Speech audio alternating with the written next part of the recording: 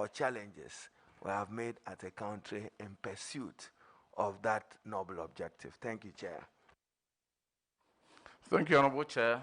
The government over the past 5 years has made very significant investment into education and recognizes that when the population is highly educated and possesses the requisite skill, will be on a path to economic transformation, and therefore the requisite investment ought to be put into education.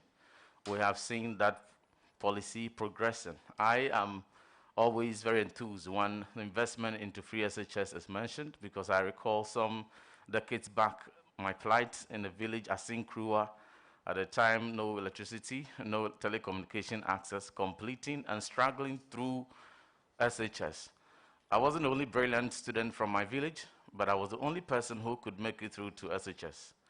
And today, many of my colleagues may not be on this seat to meaningfully and significantly contribute to nation building. Today, the narrative is not so because many students from all over the country would have access to second cycle education. You share the view that quality have been compromised for quantity? Honorable Chair, I do not agree to that assertion. Why? Considering all the reports available, the annual performance report of the education sector, also the WIEC reports that we have seen, and comparative studies that are available indicate that education outcomes are improving. For the past 5 years, steadily are improving. Quality is not compromised. Recently, when the 2020 WIEC report was announced, out of 465 students in West Africa who scored A1 in all 8 subjects, 88% of them, 411 to be precise, were Ghana Free SHS graduates. For the first time, over 50% of our students from Ghana who sat the WASI passed all core subjects. And all the figures are there for the various years to compare, and it's a very huge gain for the country. It is a narrative that the country must be so proud of, and for which I do not think that quality has been compromised. All right, thank you very much. Back to your CV again. I believe page 2, Member of Parliament, January 7th, 2017 to January 7th, 2021. Is it January 7th? Just for guidance. 7th.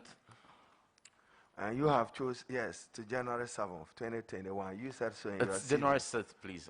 Okay, so indulge Chairman and then do what is appropriate. Very much so. You have chosen to define key responsibilities of Parliament. You see, you are under oath, so you have given this CV under oath. Representation of constituents in Parliament and lawmaking. Is that all you do as MP in your CV? Is that all you do as Member of Parliament? Thank you, Chair. Thank you, Honorable Chair. For the purposes of brevity, I kept it so. Technical and vocational education, in my view, enhances employability. You would be assisting the Minister for Education in reaching out to the training of our young people. What is your take on elevating technical and vocational education? Thank you, Chair. Technical and vocational education form very critical part in the economic transformation of every nation. It is upon this backdrop that His Excellency Nana Dankwa Akufo-Addo has strategically envisioned that by the end of 2030, even the science to humanity ratio will have to be improved and transformed from the current 35 to 65 to 60 science, technology, engineering, and then 40 humanities. And so we have on record many investments that have been put into TVET transformation. The recent bill that was passed, the Pre-Tertiary Education Act, also goes to give credence to the priority being set to transform that sector. Thank you, Chairman. Name any free senior high school in your constituency and share with us what their challenges have been.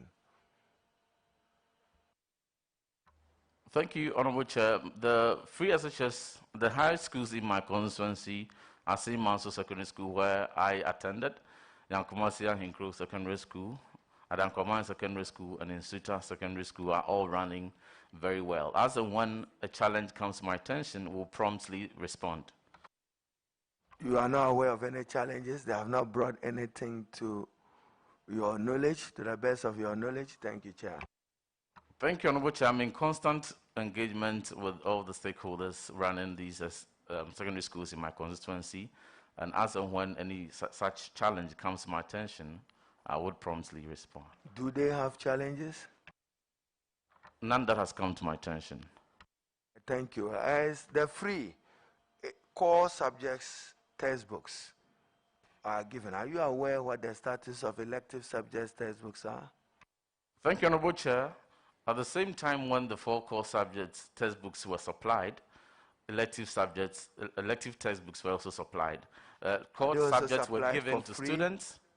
Core subjects were given to students, and elective textbooks kept in the library for reference. So do students enjoy free elective textbooks? Precisely so, Honorable Chair. Elective textbooks are given for free to students of the free senior high school program. That is so, and as I indicated, the core subjects are given to the student for their keeps for the period that they are in that particular level, whereas the electives are kept in the libraries for their reference. Why are the electives not given to the students, and what will you do about it if you get approved to the ministry? Thank you, Chair. Thank you, Honorable Chair. I shall interrogate why that is so, and at the appropriate time, when approved, give a response. Thank you. Yes. Yes, Honorable Susu. Thank you very much, Mr. Chair. Reverend Fordjour, congratulations once more. Thank you.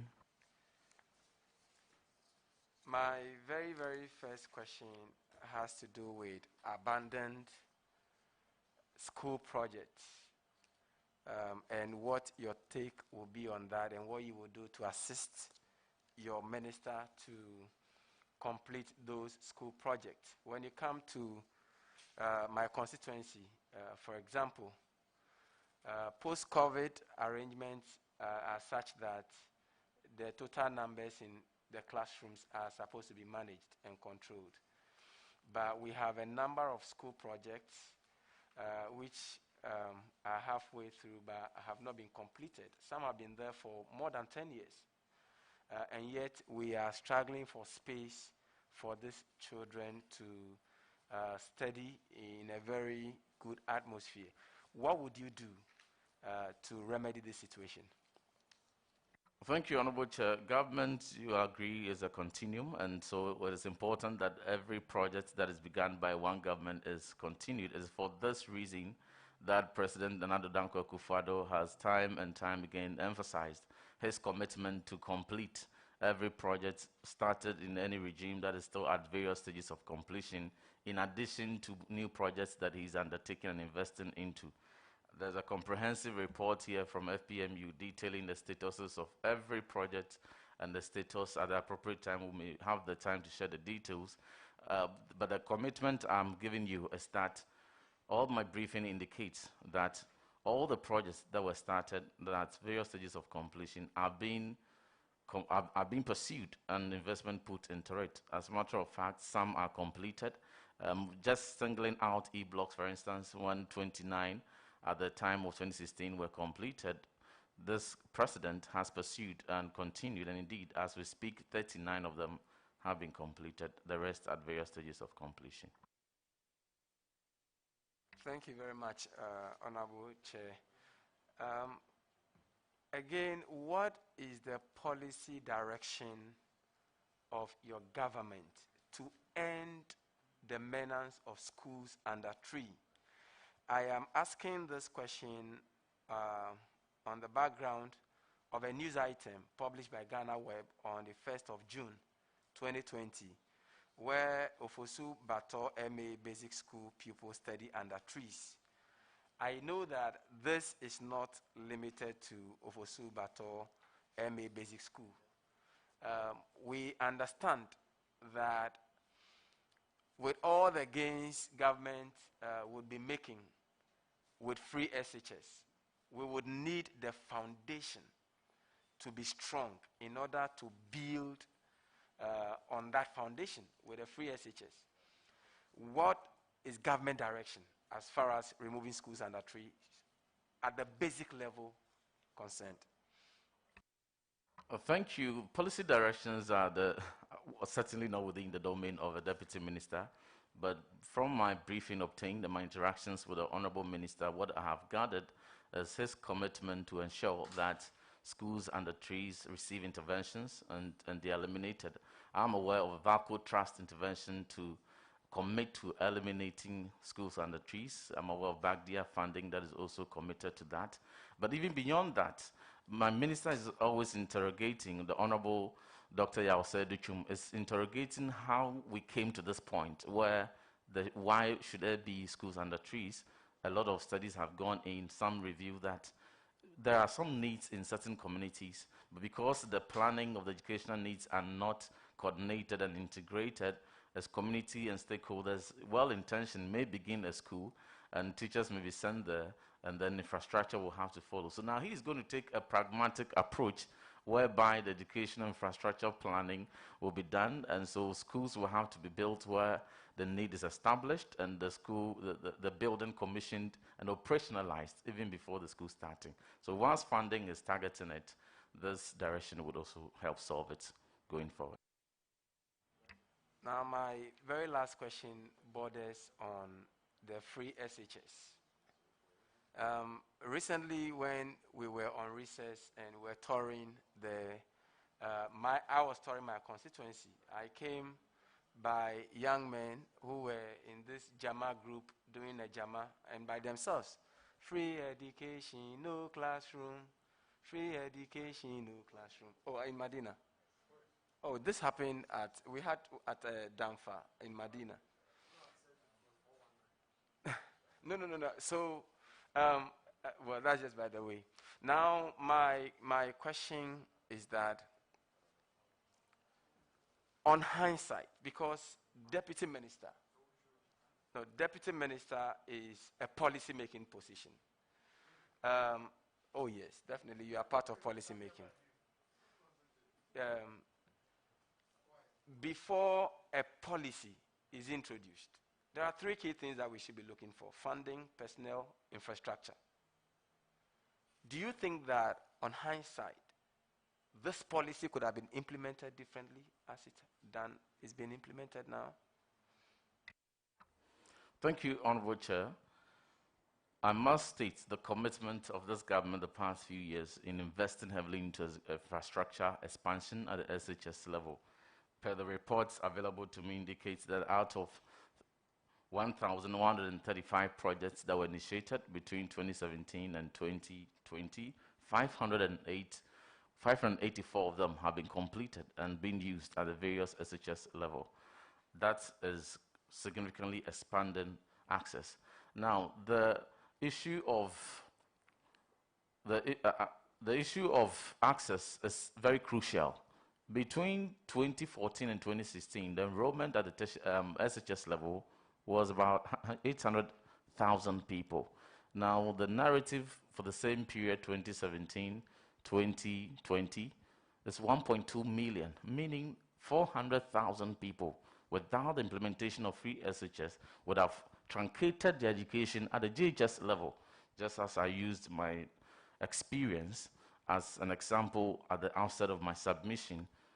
Many of these 400,000 people, if you consider the reports from 2013, 2014, 2015, there were averagely 100,000 children who were not able to transition from JHS to SHS. The problem was access. There were a lot of barriers. This policy is justified. It is a very important intervention, a game changer. It is not to any particular political party's credit. It is a real need that had been solved for the country, for which I believe that all stakeholders and all political parties will continue on that consensus for its sustenance.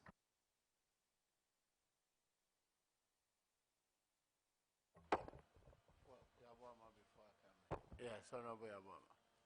Thank you very much, Chairman. Congratulations, Reverend. Thank you. I'll take you to the Constitution under, I think, Chapter 6, on the directive principles of state policy, and shoot straight to the educational objectives, cultural and religious objectives of the country. Recently, we've had issues with some schools on some religious issues, some with regards to the wearing of hijab, some with wearing of Rasta hairdo or whatever, Rastafarian issues, boards of schools, and a whole lot of challenges that I think has to be resolved well for us to continue to enjoy the cohesion within society and amongst religious bodies and the institutions. What is your take on this? Thank you, Honorable Chair. Just as the respected Member of Parliament and member of this committee has made allusion to the Article 35 the directive principle of state policy, specifically relating to that, Article 35(5) enjoins the country to be integrated and promotes non-discrimination on the basis of creed, faith, and any such biases or background, and joins us to live together. My faith in the book of Psalm 133 states that how good and pleasant it is for brethren to dwell together in unity. And so in philosophically and jurisprudence, my understanding of the Constitution is not so much of Ghana as a secular state, but as a plural one, where multiplicity of faith exists, and we are one people expected to live together in that beauty. Considering the matters and the recent emergence and trends that the Honourable Member has made allusion to, in response to education, Honourable Yao Ose Educhum has made very good strides, engaging all stakeholders in education sphere, the religious stakeholders, mission schools, the Christian Council, the Muslim Council, the Islamic Council, the Muslim Caucus, and every religious organization that runs mission school, to reach a certain consensus for a very broad guidelines and policy on some of these things to be addressed. And I have had the opportunity to observe some of these interactions. It is going creditably, and we would want to pursue that part. And when given the nod, I will support the minister to ensure that a comprehensive policy is reached to address these concerns. Thank you. Thank you, Reverend. School sports, sporting activities amongst our schools produce the best sporting talents the country has ever had. But there's nothing to write home about. And I think it's an area that your ministry must look at. How do you intend assisting your minister to promote this activity? Thank you, Honorable Chair. This is a very tenable observation, which I very much believe, knowing the Honorable Dr. Yawase Educhum, we would welcome that call to take a look at that and give the necessary support to improve that particular sector. Thank you. Yes, Honorable Gaga. Honorable Fordjour, congratulations. Thank you. I am sure by now you have been briefed about the decision of the Education Ministry to engage the National Food Buffer Stock Company to, as it were, supply food to the various senior high schools across the length and breadth of our country, following the implementation of the free senior high school policy. If you are, I'd just like to draw your attention to the modus operandi of the National Food Buffer Stock Company relative to food supply to the various schools. Now, what they do essentially is to contract contractors or suppliers who then, in the name of the buffer stock company, supply the schools with the foodstuffs. Now, this is done without recourse to, one, the procurement plans of the various schools, including their entity tender committees, which is actually provided for in law. If you're given the nod, Honorable Fordjour, how would you deal with this situation? Thank you, Honorable Chair. My minister has engaged recently suppliers supplying to SHS through National Food Buffer Stock to receive the assurances, to understand their challenges, and to ensure that there is continual supply of food, and food is made available to our daughters and sons in the SHS to be able to have the sound mind to study. As to the modalities of the procurement is an issue that can be discussed, and any such discussion is welcome. Anyway, thank you very much.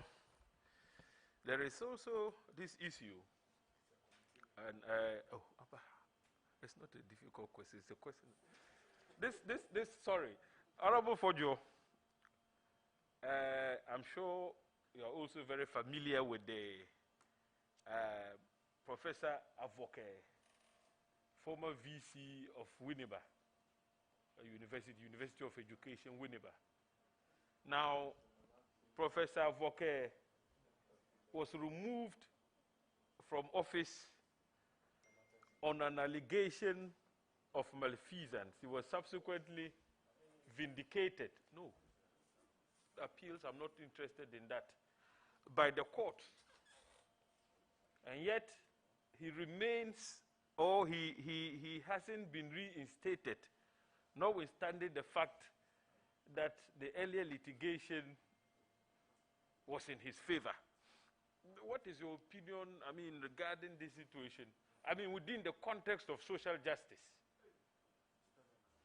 Thank you, Honorable Chair. You were involved. The Honorable Member is a lawyer and would agree that given the complexity of his question and need to be well briefed and vested with judicial pronouncement and how this whole matter has transpired to date, upon that, I will be able to give an informed response. Thank you. Very well. An earlier question was asked about abandoned school projects. And you gave an assurance that the President has given indication that all abandoned projects would be completed. But Honorable Fordjour, if you're giving the nod to serve as Deputy Minister for Education, I would want you to have at the back of your mind the fact that some of the projects which were initiated by the GET Fund have stalled for well over 4 years. 4 years. We have 6 classroom blocks that were started under the GET Fund project, and I can mention a lot. In my constituency, if you go to a suburb of Uwiaga called Palensa, there's a school there, 6 classroom. There is another one at Kadema, 6 classroom. After 2016, the contractors have never returned to site, Honorable. So beyond the rhetoric, yes, we would fix all abandoned projects. What would you do to ensure that these abandoned projects see the day of light? To help deal with the problems we have had with schools operating under trees.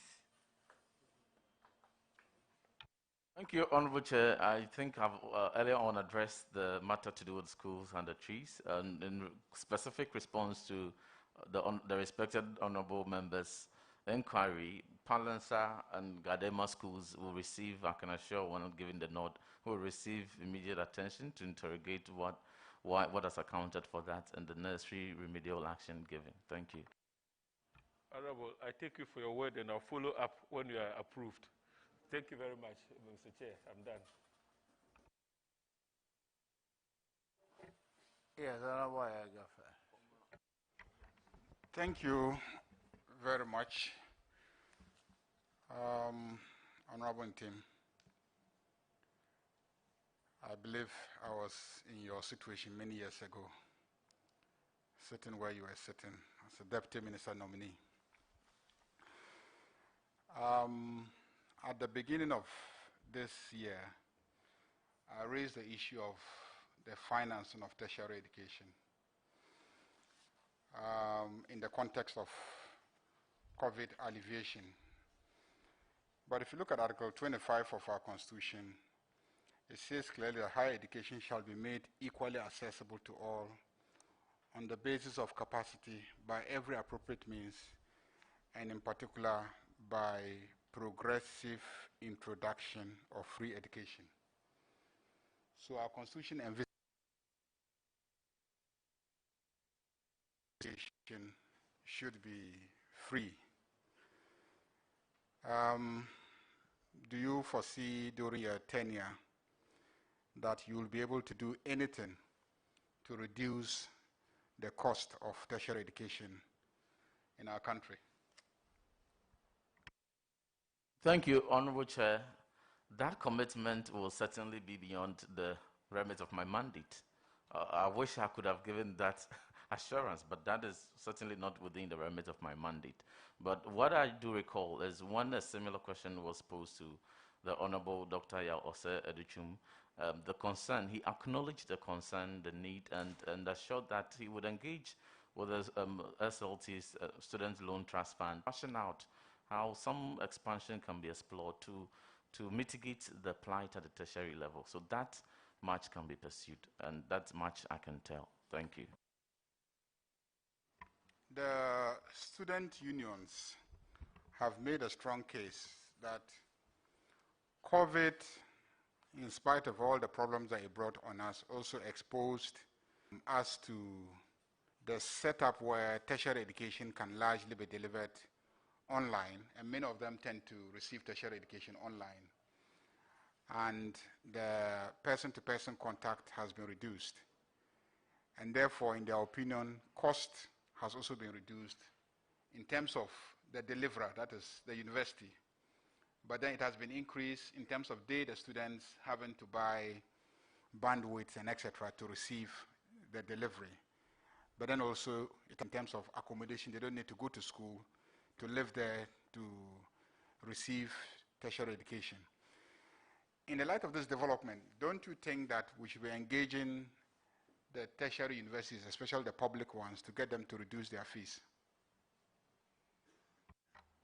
Thank you, Honorable Chair. COVID-19 has occasioned the world over the need to look into innovative ways of administering learning, and so a lot of ICT interventions will have to be explored. And at the moment, I can speak to the interventions that the Honorable Dr. Yao Ose Educhum is championing, where SENDLOS is being retooled and empowered to be able to address these emerging challenges to ensure that ICT is deployed adequately, particularly at the tertiary level, to ensure that even the President's target of expanding or increasing gross tertiary enrollment ratio from the current 18.8 to 40% by 2030 is done. So there are a lot of engagements that are already ongoing, but specifically to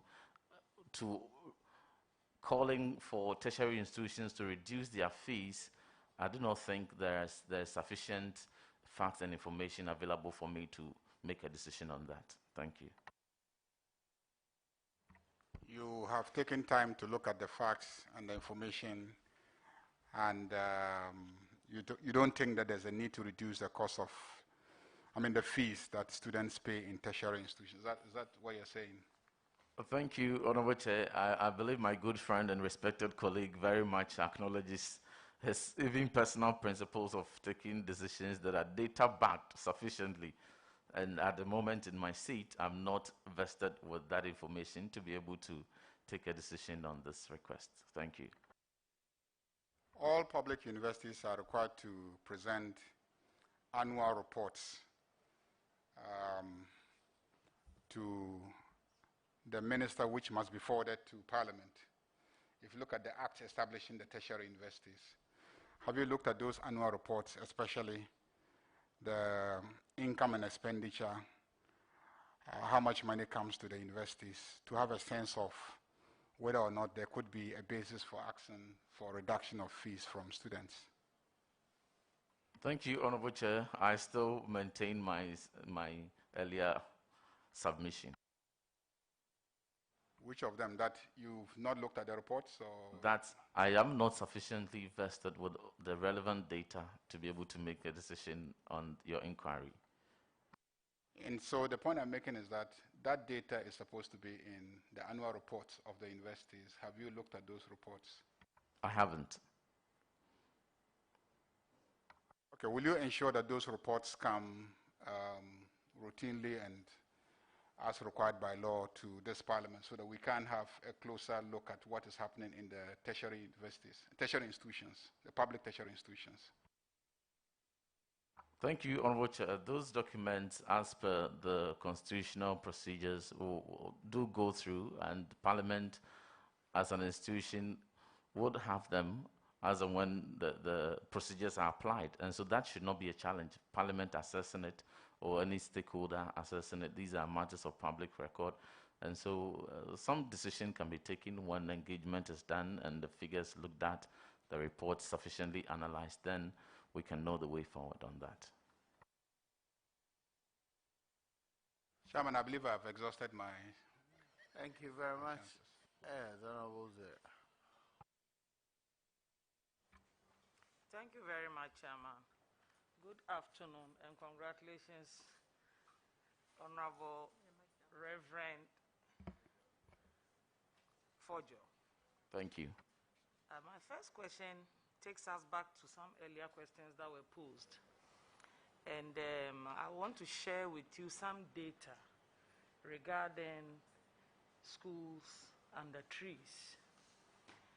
Presently in Ghana, we have 2,417 schools operating under trees.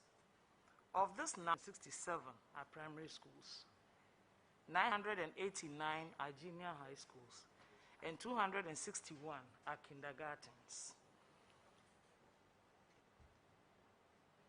When we fast forward to the senior high school, the issue of whether we are running a double track, triple track, gold track, what are the other tracks?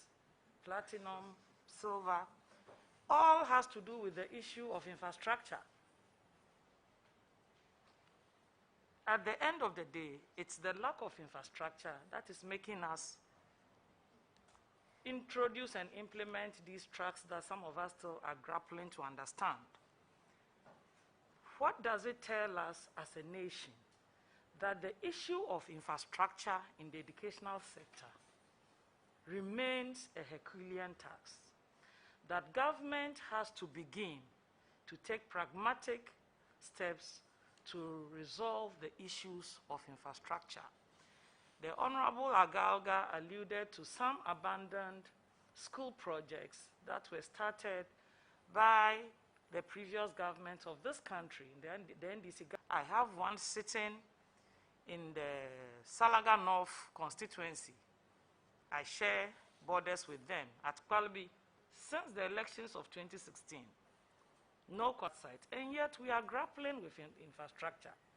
What would you do, together with your sector minister, to ensure that at least this issue of infrastructure is eliminated once and for all? That students can go to school at whatever level in this country and study in comfort as a human rights issue. Thank you very much. Well, thank you, Honorable Chair. It's interesting the interest of the honorable, respected honorable member in adding more minerals to the tracks already existing, platinum, silver. These are not tracks existing in the. But on a more serious note, to the tenable concerns raised, it is for the purposes of expanding infrastructure across the various levels of education, which 2007 infrastructure were commenced between 2017 and now, and 933 of them have been completed. The rest under various stages of completion. I have earlier given a submission to the effects of President Akufo-Addo's commitment to ensure that every infrastructure that is begun, regardless the regime or irrespective of the regime that started it, is continued. A comprehensive debate about projects at various stages of completion as to who started it will bring about many revelations, because there are many projects that were started by various regimes and are still at various stages of completion, many of which have received intervention and completed, and others also. So the debate is going forward. Now, if free SHS had not come on the challenge of infrastructure, one of the barriers, the 400,000 children would have been home, truncated. So the school of thought that until we have sufficient infrastructure, 400,000 of a productive population should be sacrificed on the basis that there is not adequate infrastructure now, then it triggers some form of alternatives. Okay, so the number of infrastructure available, the total capacity available, if we have to use same to serve 1.2 million students, what will be the tenable way out? What are the best practices out there that have been deployed, even in targeting such challenges as and when they arose in other jurisdictions? And then we learn from them. And double track, as complex that when it's explained, it seems, is something that is very important and is something that cannot be done away with at this point in time, unless a decision is taken on consensus at the national level that 400 to 500,000 students will have to be sacrificed on the altar of infrastructure constraints. And the question will be, whose child will have to drop out? Whose child is to continue? So we must appreciate the investment put in so far. Considering the steady investment year on year into infrastructure, the target that President Akufo-Addo set at the outset of free SHS, that between 5 to 7 years, double track system will be eliminated, is on course. And if we are to go this way, that will be eliminated. Just yesterday, my minister, the Honorable Dr. Yause Educhum, gave a firm assurance to the media that between 2 to 3 years, that tracking system will be eliminated. But at the moment, it is serving a good purpose, and that is what we must acknowledge. On the issue of schools under trees, I have given the submission again, and I will still be humble enough to reiterate that VACO Trust Fund, BADIA, and some other funding interventions have been committed to address that. And my minister... Honourable Member, I think her simple question is being avoided. There are schools, projects that were started that have halted. She wants your assurance that they will be worked on. That's all. Is that not right? Thank you, Honourable Chair. And that assurance will be given again, that any project that is at any stage of completion, irrespective of which regime started it, is receiving attention and will be pursued to completion. Thank you very much, Mr. Chair. Honorable nominee, when you look at the Constitution again, Article 34, the directive principle of state policy, contained in this chapter, shall guide all citizens. Emphasis mine, all citizens. The cabinet, political parties, and other bodies and persons in applying or interpreting this constitution or any other law, and in taking and implementing any policy decisions for the establishment of a just and free society. 35 clause 5 of the same constitution says, the state shall actively promote the integration of the peoples of Ghana and prohibit discrimination and prejudice on the grounds of place of origin, circumstances of birth, ethnic origin, gender or religion, creed or other beliefs. In the recent past, we've had issues about religion dominating the discussion in this country. Schools have taken certain actions based on certain people, students' religious beliefs. Indeed, we had a revered man of God in this country make some statements to the effect that because one religion is in the majority, their way of worship should supersede everyone else's interest and worship and other religious rights in this country.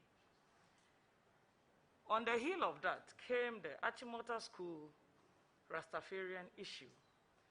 As a Reverend Father yourself, what will be your personal opinion on the ruling of the Achimota School saga and the president of the Methodist Church who made those statements about religion and how, because one religion is more than the other, things should be done in a certain way in this country without reference to this constitution that is supposed to guide how we all live and operate within the sovereign entity of Ghana. The last thing I want to add is, how did we get here? Most of us went to mixed schools, we went to schools, we had different religions, but we managed to hold the sanctity of this country. Why are we talking about Ghana and religion at this time? Thank you. Thank you, Honorable Chair. I would relish the opportunity to re-emphasize some of the submissions I've earlier given, that I am a Reverend Minister, a proud Christian, and my faith tells me in the book of Psalm 133 that how good and pleasant it is for brethren to dwell together in unity, and even likens it to the oil that flows on the head of the priest Aaron to the garment. Now, I would want to say in perspective that Ghana is a nation for every citizen that lives in, and with regards to multiplicity of faith and recognition of same, we have lived together and continue to coexist in mutual respect. And I think that everyone has played their role to contribute to this cohesion. And so I would humbly appeal that every stakeholder exercise restraint to ensure that the considerable contributions that everyone has made is not undermined, and that our cohesion as a nation is fostered ahead. Regarding my comment to do with the judicial pronouncement, I would refer that opinion to Article 12 of the Constitution, and with indulgence of the chairman, refer that the fundamental human rights and freedoms enshrined in this chapter shall be respected and upheld by the executive, the legislature, and judiciary, and all other organs of government and its agencies, and where applicable to them, by all natural and legal persons in Ghana, and shall be enforceable by the court as provided for in this constitution. So my comment is a judicial pronouncement has been made on a matter, and the stakeholders involved are respecting the decision of the court, and as we speak, the two gentlemen are in school. Thank you. Chairman, just Psalm 133. You didn't say verse 1, you didn't say verse 2, you are reverend. You just said Psalm 133. Where are we? We are following you closely. Just go to the first verse. Only verse. Okay, 1331. Thank you, Chairman. Thank you very much, Mr. Chairman. My final question is, Mr. Nominee, Student Loan Trust Fund, what are the modalities for applying for the loan? Why are we having this situation where students are admitted into tertiary institutions and they are struggling to pay the first year fees before they get enrolled on the Student Loan Trust Fund? What can we do to ease this burden on students so that once they get their admissions into tertiary institutions, they must be able to use that admission letter to start processing their loans before school begins, so that the difficulties and inconvenience of struggling to find money to pay the fees will be eliminated. What will you do to make sure that we have this seamless process for prospective students? Thank you. Thank you, Honorable Chair. That's a tenable concern, and the Honorable Member can be assured that her suggestions are cherished. And in confirmation of my Honorable Minister, the Honorable Dr. Yause Educhum's commitment when he appeared before the committee, that he would engage with Student Loan Trust Fund to streamline some of these processes to ensure that the concern the Honorable Member has raised are adequately and timeously addressed. Thank you. Very well, thank you. Yes, Nilante.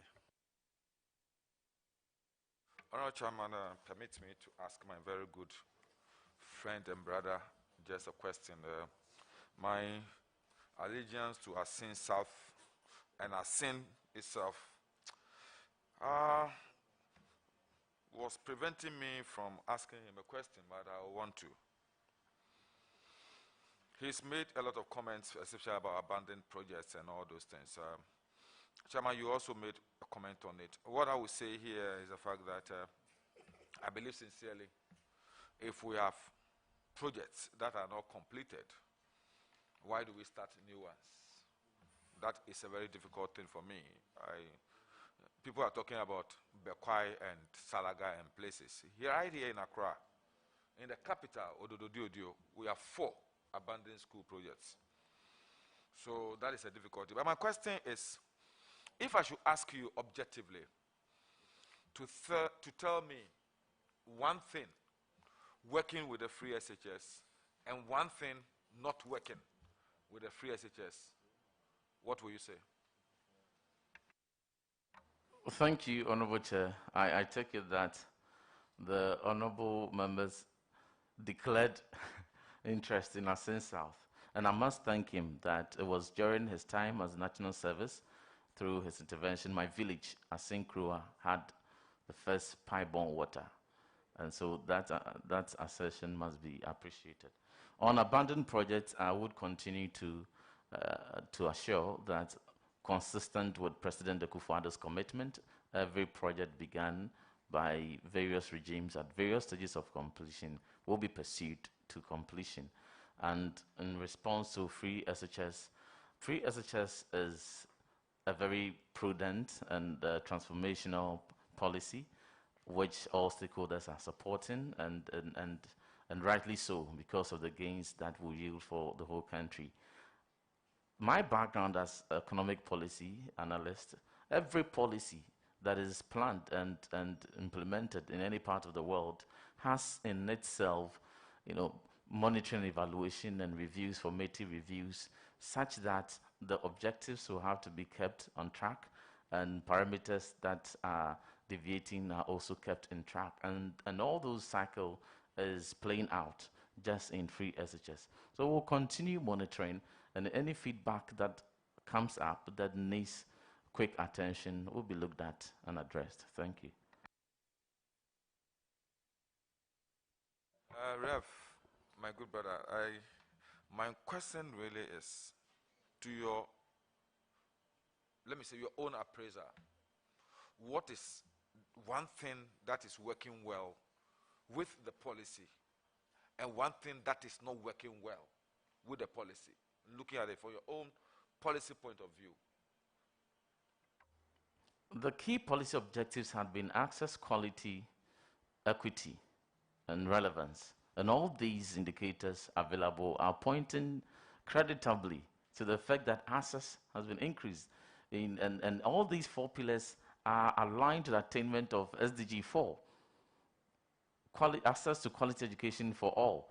And in all these counts, quality education has not been compromised. And so access has been increased from 800,000 enrollment to 1.2 million. As we speak, cumulatively 1.6 million.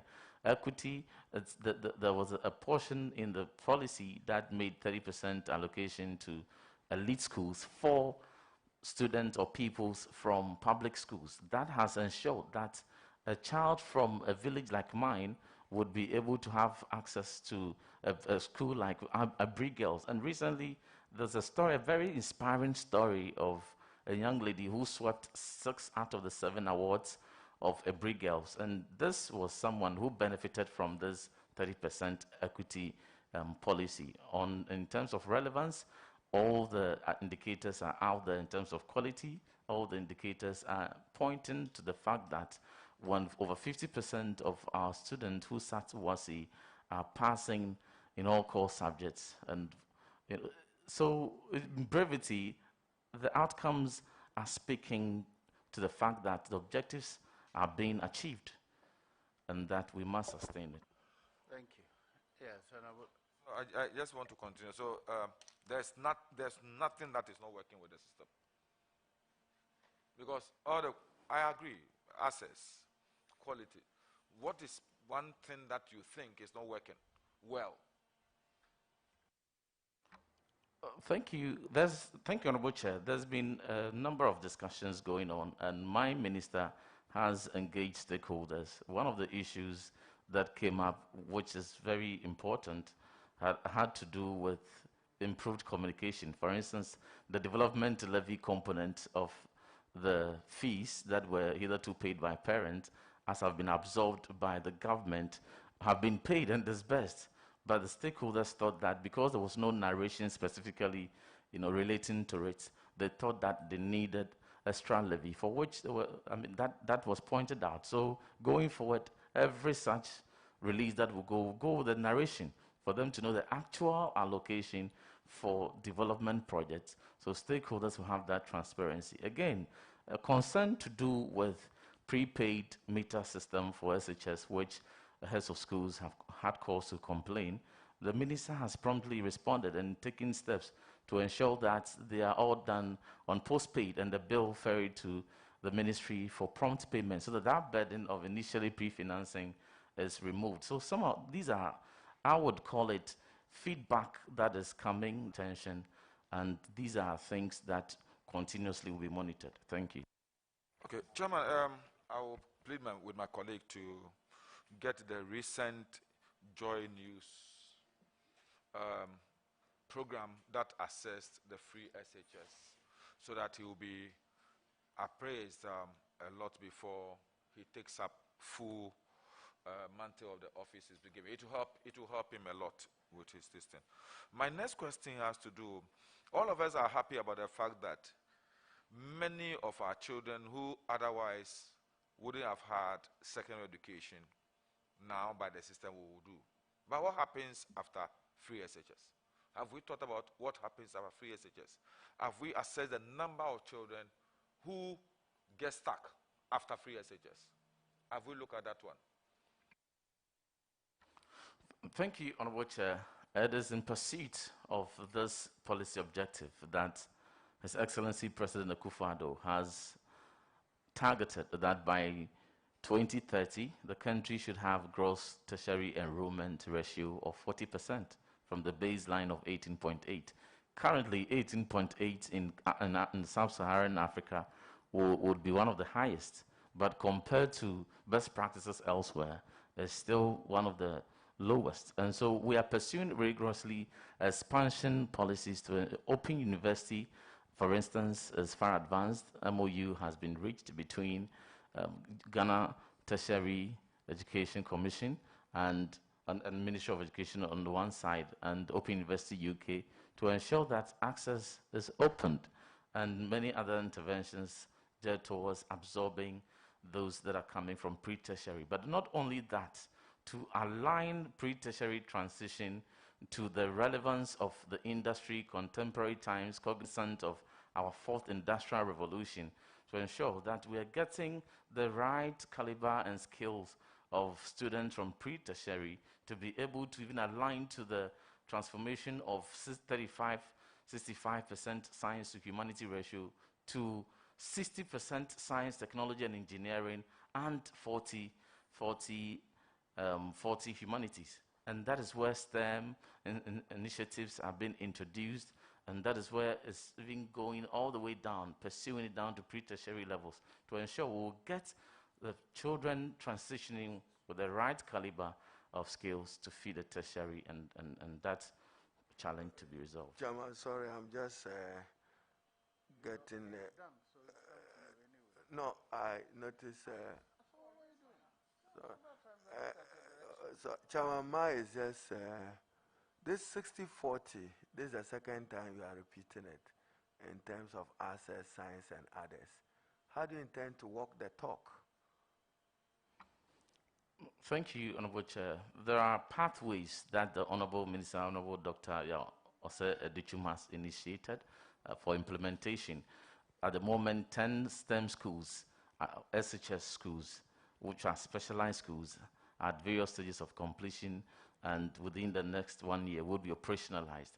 And these are going to open access for replication of, for instance, what we have at PreSec. But a lot more than that, we'll be focusing on robotics, artificial intelligence, the Internet of Things, mechatronics, and such other concepts that must be imbued in our students at the lower levels.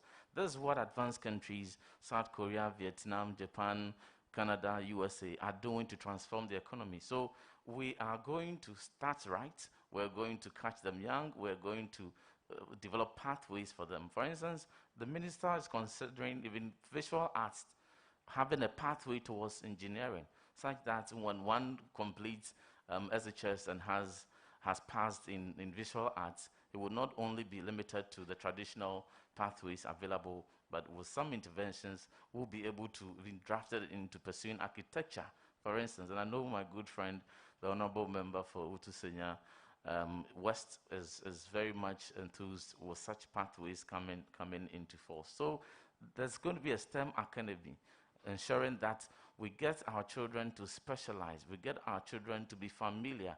I, for one, studied nucleus, cells, biology, by just one-dimensional drawing and just seeing where the nucleus is, cells, and all these. If with the coming to being of STEM, you will see in 3D. You will see the real simulation. You see what you're studying, the reality of it, in contemporary times, so that in the future we have a population that is relevant for the work skill sets that are evolving.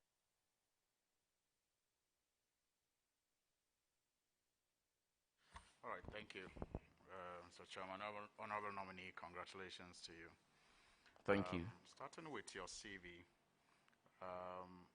Doctor of Philosophy, PhD in Political Science, Foreign Policy Specialization, University of Ghana, Legon, 2016 to date. You've already answered questions in relation to that. Have you had any publication yet since you started? Have you done any publications? Not yet. I'm still on the thesis and at the concluding stages. So when that is done, then publications will begin to arise out of that. Well, I thought students are encouraged to do publications along the line. Anyway, but let's discuss the issue of enrollment in relation to free SHS. It seems to be the greatest achievement of free SHS when it is being discussed. But according to data from the UNESCO, enrollment has consistently increased in our secondary schools since 1971. And the latest figures, 2012, it was 56.44%. 2013, 67.76%. 2014, 64.06%. 2015, 67.91%. 2016, 68.90%. 2017, 69.01%. And 2018, 71.32%. 2019, 74.68%. Indeed, the world average in 2019, based on 57 countries, is set to be 79.52%. And these 57 countries are not countries that all provide free SHS. So my question is, since enrollment has consistently increased and as indicated by this data. What is the correlation between free SHS and the current increases that we are getting? What research has established that the consistent increase in line with what has always been the case is merely because of free SHS? Thank you, Honorable Chair. Just as I would need to have the figures and to validate in due course, not disputing or accepting, but I'm just stating that I would need to validate those figures. But there's one trend that was observed from the honorable member's narration, and you could see a very steady rise in enrollment. And so that is a trend. For the past 5 years, enrollment is rising very fast. Something must be accounting for this. Now, considering the fact that... No, it was always rising even before the last 5 years. But the rate of rise?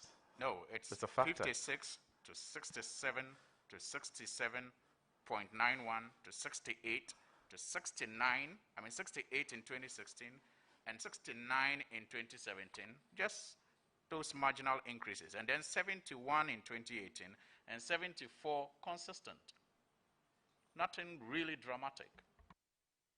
Thank you, Honorable Chair. I do not think we may have to debate on the trend. My analysis give me the indication that these are certainly not incremental changes, but the Honorable Member has an opinion which I respect.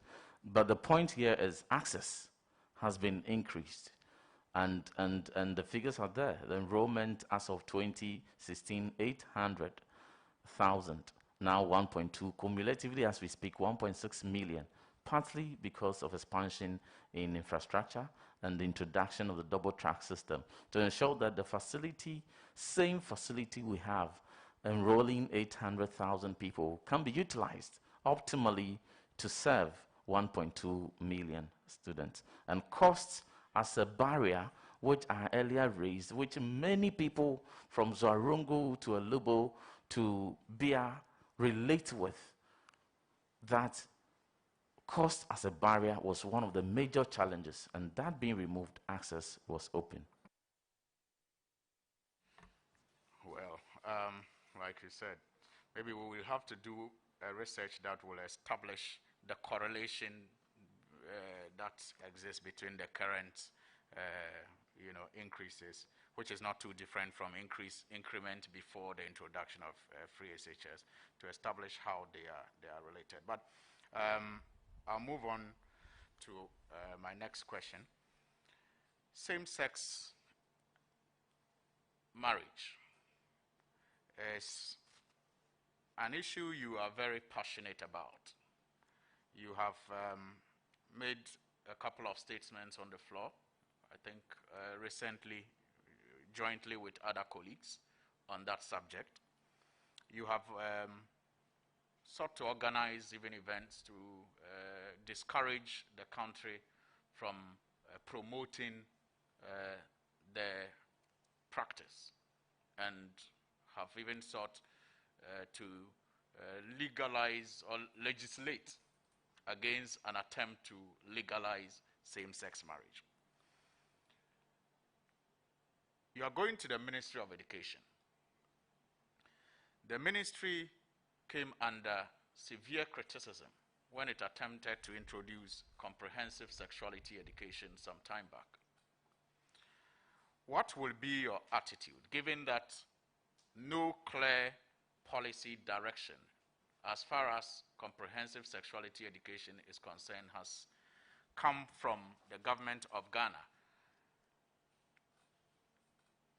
We are yet to know if it is just shelved or just thrown out completely, never to be considered by the ministry or the government of Ghana. What will be your approach and your attitude towards the, if you like, shelved comprehensive sexuality education at the ministry? Thank you, Honorable Chair. My faith is resolute on some of these stands, and in cognizance of the position of the Constitution and in line with the norms of our people, I am always proud to advocate what is in line with the people that identify with these 4 backgrounds that I've outlined in respect of LGBTQI matters. Specifically to the assertion by the honorable member, I'm very keen on these studies, and I've done a lot of extensive studies between the year 2001 and 2009, and also 2017 and to date.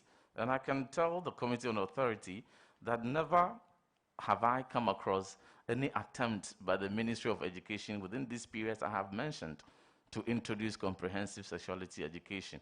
If there is any other period outside this that the honorable member has evidence to that effect, I'll be glad to receive it, and then a response will be given.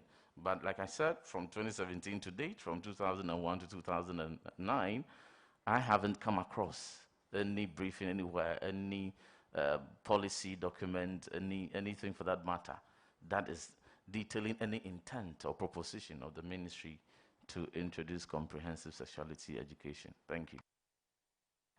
You haven't come across any such attempt? I haven't. Okay. I'm sure the nation knows what we discussed. Yes, what we discussed and where those materials came from. But I'll move on to my next issue. This is in relation to some interesting happenings in your constituency before the elections of 2020.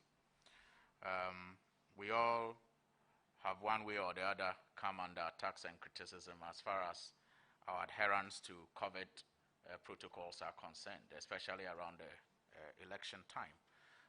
Even currently, Occupy Ghana just recently, I think yesterday, had to issue a statement to describe what happened at the late Sir John's funeral as reckless, supervised by the president. I have also seen videos of what happened at the Accra Sports Stadium yesterday. So somehow we want the laws applied. In your constituency, around the same month of July, your opponent was arrested by the police for organizing an event that was said to have gone against COVID protocols. The Central Regional Police Command arrested Mr. Joseph Kofi Damche, and I have the statement that was issued on 9th July 2020 and signed Irene Agyapong, Deputy Superintendent of Police Public Affairs Unit. That was in July. And there's also a video online of you, that same July, in that same constituency, at events where people had gathered, and you were sharing what could best be described as campaign materials. Why does it appear to look like the law was applied differently to both of you engage in similar acts at the same time? Thank you, Honorable Chair. I have never appeared in any video where COVID-19 protocols were breached. And I know very well my good friend and respected colleague, Honorable Suheni, if there is any such available video, it could be made available. Because this is a very important platform, and so it is important that something that I have not done is attributed to me, and I'm here, so I'm debunking. I have not breached at any point in time COVID-19 protocols. You have made references to specific breaches by some parties where you have evidence, you have adduced same. I haven't breached any, and I'm not in any video purported to have breached COVID-19 protocols. Thank you. Mr. Chairman, I'll submit the video later. I didn't expect a denial, so I didn't bring it, but I'll submit the video later. Thank you.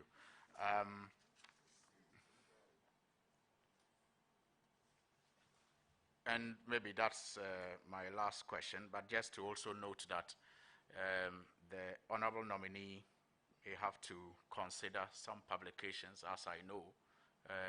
publications are one of the milestones in these, because this is a social science project, that he's engaged in, in relation to his doctorate of philosophy. Thank you. Thank you. Just to state that the fact that publications have not been done, it's not an indication that no work has been done. There's extensive work in many spheres I could share, but none has been published yet, just to make that point clarified. Very well. Yes. Thank you very much, Mr. Chairman. Congratulations. Thank you. Honorable. As of 2019, the Gender Parity Index for gross enrollment in tertiary education in Ghana stood at 0.8, meaning that fewer women had access to tertiary education more than men. What are you going to do, assisting your minister, to ensure that we get many more women enrolled in our tertiary institution? Thank you. Thank you very much. Gender parity, Honorable Chair, is one of the important indicators in the education strategic plan being pursued by the Honorable Dr. Yawase Edichum in line with the President's vision. And so that concern is tenable, and I will lend every relevant support to my minister in pursuit of same. My last question will be posting of teachers to rural areas. There's been a lot of work done on why teachers refuse posting to rural areas. What policy direction are you going to assist your minister to put in place to ensure that teachers are motivated to accept posting to rural areas, because we know that people in the rural areas also need proper education? Thank you. Honorable Chair, I must thank the Honorable Member for bringing this matter up. If not for the commitment and dedication of teachers who accepted posting to Asinkruwa at a time when there was no access to electricity, no access to telecommunication, without access to ultra-modern education infrastructure, I would not be on this seat today. And so I support that any policy that will ensure that teachers are sent and receive posting to places where their services are needed the most, I would strongly support. The minister, when he appeared before the committee, made reference to the teacher posting rationalization policy, which is being pursued, and some reforms that have been implemented in that sphere, for which, as we speak, GES posts teachers directly from the headquarters to places where their services are needed most, not even decentralized to the district level. So when your appointment letter is given to you, they state on it the particular school location where you have to go. And I would support the pursuit of this policy to ensure that children living everywhere in Ghana receive that support. Thank you. That will be all, and I wish you the very best. Thank you very much. Very well, Leader. Chairman, thank you very much once again. And to our colleague, the Reverend, you see, if you have a reduction in the cutoff point, as observed by the Honorable Suhene, from 36% to 52%, don't you accept that that naturally will account for increased enrollment? Thank you, Honorable Chair. And these are all tenable reforms that will promote accessibility. And that is the pursuit of the country. The country, by consensus, wants no child left behind. So any tenable reform that will ensure that quality is not compromised and access is given is something that I strongly support. Maybe to practicalize my question, what aggregate goes to free senior high school? You have an idea? Which aggregate is taken to enter free senior high school? I know that with the exception of a fail in math and English, there's access. It's to free wholesale. SHS. So the wholesale will give you increased enrollment because competition has suffered. And that is what we are saying, that compromise probably have been compromised. Quality has been compromised. You see, if you get aggregate 18 2022. In the age of competitiveness, there will be a cutoff. Now, you get 36, 48. So those children are likely, this is a real joke.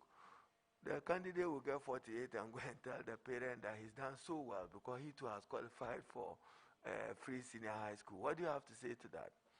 Thank you, Honorable Chair. The question Honorable Leader has raised touches on a very important challenge that need to be addressed, and that the Honorable Minister for Education has given indication of addressing.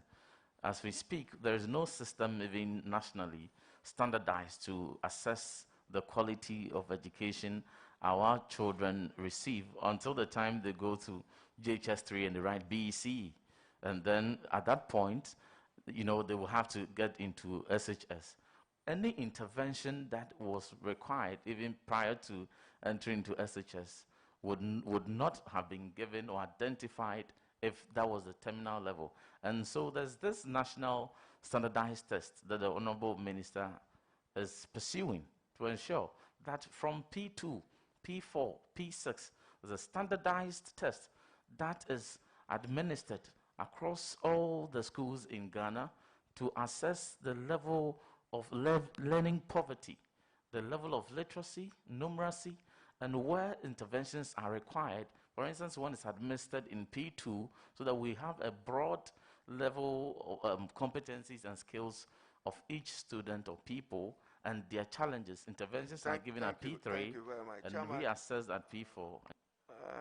The nominee, Professor Avin Adamesa, a brilliant academic, and he wrote an article on the state of education and shared his opinion on the state of quality free senior high school and the challenges associated with it. You will be assisting the Minister for Education. I know that you've been very loyal to the new minister, no reference even to the previous minister who undertook many of the activities in the last 4 years. Everything you say, the new minister, who is just as old as you, 2-3 months, largely not the one who has anchored many of the things that have happened at that particular ministry. But come to look at it, now every aggregate qualifies you to go to senior high school. Mathematically, isn't that accounting for increased enrollment? Instead of you just attributing it to the sole factor of the fact that it's free. Thank you, Honorable Chair. I welcome the findings of the Venerable Professor Demensa, and I would relish to be able to take a comprehensive look at his findings and to take the needed steps and glean from his recommendations.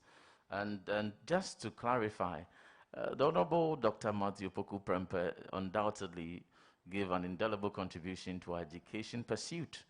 The references that I've made so far, which had occasioned the mentioning of the new minister, is to do with the way forward, what is to be done now and going forward. But obviously, whatever has been done between 2017 and 2020 are to the credit of the leadership of the ministry, in this case, Honorable Dr. Matthew Poku Prempe, formidable education system established under his tenure.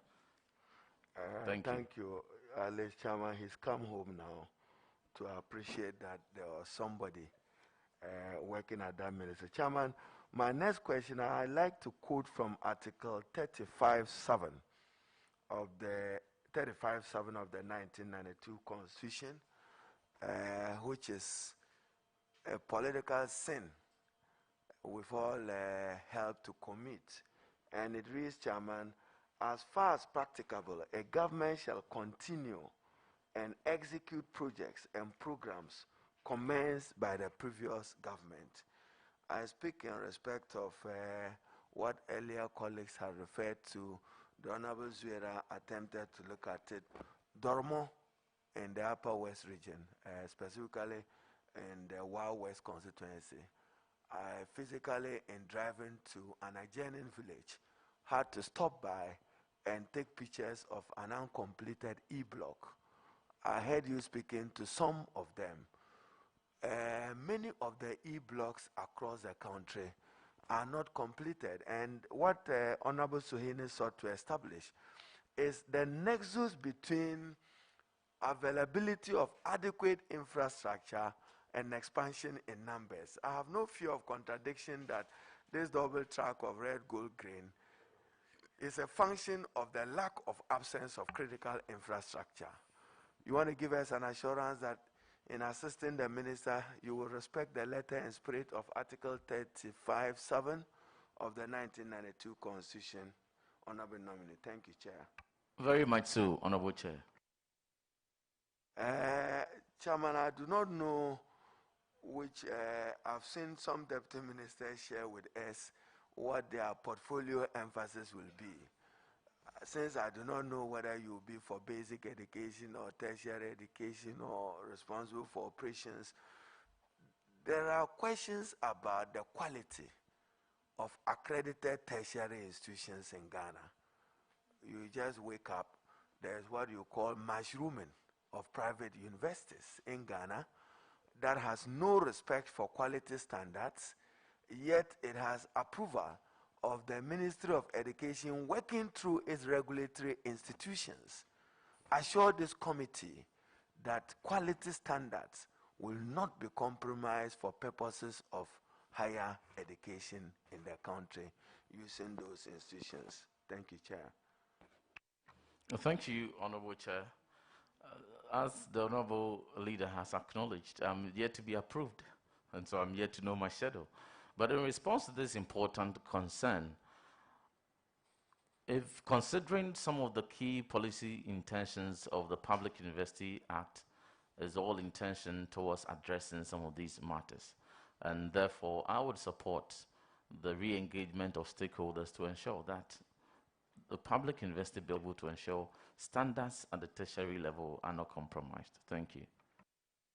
And Chairman, may I refer the nominee to Article 25(1) of the 1992 Constitution, which states, and I quote, "All persons shall have the right to equal educational opportunities and facilities, and with a view to achieving the full realization," and Chairman, this is my emphasis,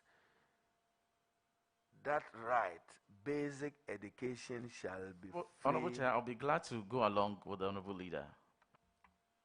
Honorable Reverend, I'll go slowly. 25(1)(a) is my emphasis. And this is my notion. You may be hearing it for the first time. It's my notion of the word progressive. When the Constitution says in 25(1), basic education shall be free, compulsory, and available to all. So that level of education, I'm not too sure whether Ghana has achieved 100% free, compulsory, universal basic education. So you haven't gotten it right yet at that foundation level, and you are already, my word, don't be offended, hastily implementing a free senior high school when you have not achieved compulsory basic education. What do you have to say to that? Thank you very much. In pursuit of the constitutional mandate, as the Honorable Leader has made reference to Article 25(1) and the subsequent sessions, and also aligned to the attainment of SDG 4, access to quality education for all, these interventions are necessary, particular free SHS. There is considerable gains made at the basic level, and for which attention ought to be received also at the secondary level. If the concern for universal free universal basic education is tenable, which I strongly associate with, then it is equally tenable to look at the cycle sustained upwards. And so that... Chairman, so like I have said, my observation, maybe a national conversation on it, my notion of progressive would have been for the country to attain free, compulsory, universal basic education, then leap forward. But whilst we are still found wanting with schools under trace, lack of teaching and learning materials at the basic level, literacy and numeracy, not adequate training for the foundation level of students, we are at the epoch level of a free senior high school. Probably for your reading again, Professor Jangma, who used to work with the IE, also has some shared strong views on this particular matter. I know that you are interested in foreign policy, and on the floor of Parliament, I've been reading some of your answers. UN resolution on the two-state resolution to Palestine, Israel. Where do you stand on it? Thank you, Honorable Chair. I stand on the resolution passed at the UN. Thank you. You share the view of a two-state resolution to the crisis? I share the view as passed at the UN, which Ghana has subscribed to. Thank you. Will you be surprised if I quote your words when President Trump declared a certain position? What position you preferred on the floor of Parliament? Thank you, Honorable Chair.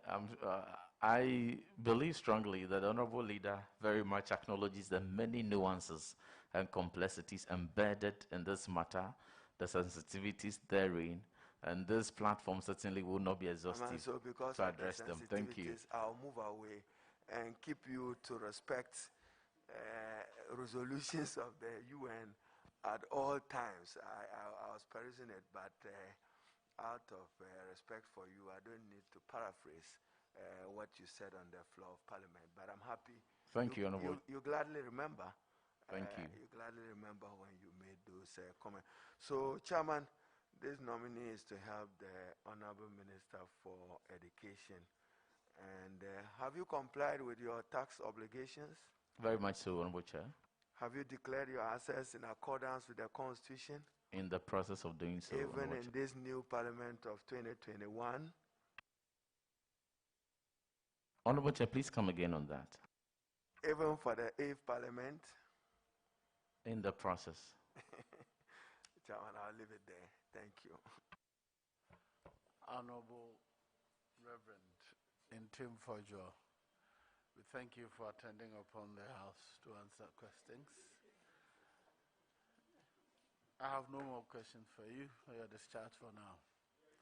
Thank you, Honorable Chair, for your kindness.